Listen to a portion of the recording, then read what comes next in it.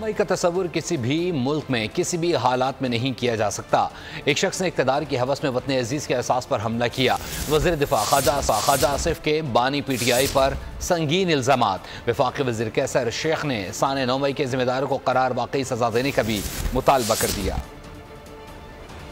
ہمیشہ اس بات کی یاد دلائے گا کہ ایک شخص اور گروہ نے اپنے ذاتی ایجنڈے اور اقتدار کی ہوس میں وطن عزیز کی اساس پر حملہ کیا۔ ایک سوچے سمجھے منصوبے پہ عمل کیا گیا۔